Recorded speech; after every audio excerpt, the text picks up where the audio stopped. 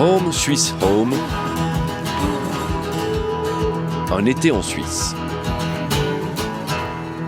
Et place tout de suite au deuxième épisode de Home Swiss Home, notre série consacrée aux vacances des Suisses en Suisse, coronavirus oblige.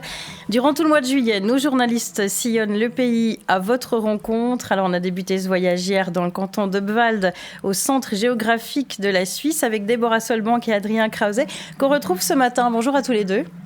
Bonjour. Alors vous marchez cette semaine en Suisse centrale, Adrien, Déborah. Où êtes-vous ce matin ?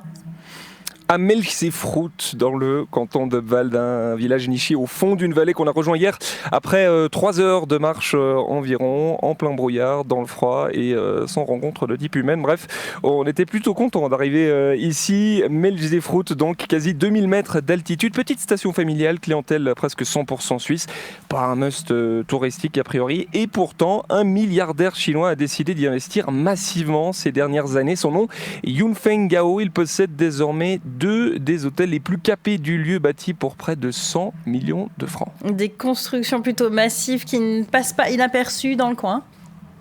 Non, effectivement, on les voit de loin. Il faut dire que leur architecture contemporaine claque au sein de ce village où les vaches se baladent en complète liberté quand elles sont là l'été et où le chalet est roi. Du coup, on s'est demandé si ça crée un décalage entre deux univers et si oui, comment il est perçu dans cette région où les traditions sont quand même encore très présentes. Alors, on a commencé par se rendre dans l'un de ces 2 nouveaux hôtels. On écoute tout de suite votre reportage.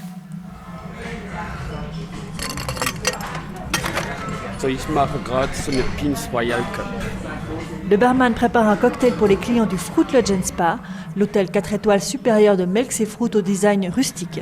Rustique, oui, enfin dans sa version la plus confortable, un poil bling-bling. Daniel Domman, directeur des remontées mécaniques, nous emmène visiter une suite junior. C'est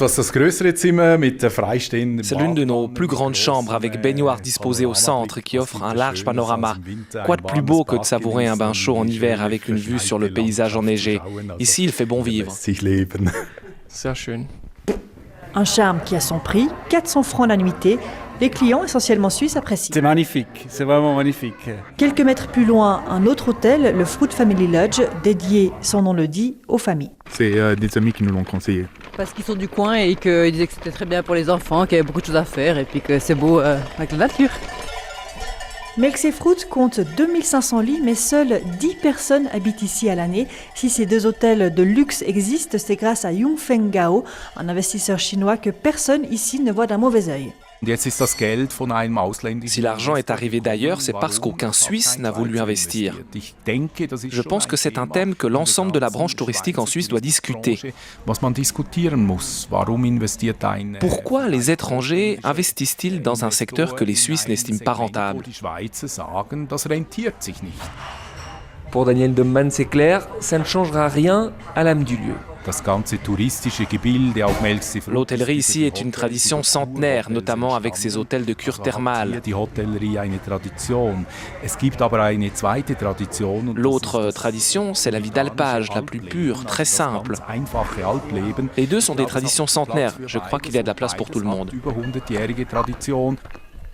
Au village, nous rencontrons Kurt Zumbrunn, passionné d'histoire. Il nous raconte qu'il y a plus d'un siècle, cet endroit avait déjà attiré des investisseurs dans l'hôtellerie. Il y avait ici 2 hôtels pour clients fortunés. L'hôtel Reinhardt avait fait construire une centrale électrique début 1900. C'était alors la plus haute d'Europe. À l'époque, ces hôteliers ont été de véritables pionniers. Est-ce qu'on irait se boire un café? Wohin gehen wir jetzt? Où est-ce qu'on va maintenant? On va au poste suisse, c'est là que vous logez, je crois. Petit hôtel assez simple, c'est là que les gens du village se rencontrent. Ici, tout le monde se connaît, on discute, on joue aux cartes, et il arrive qu'on finisse très tard.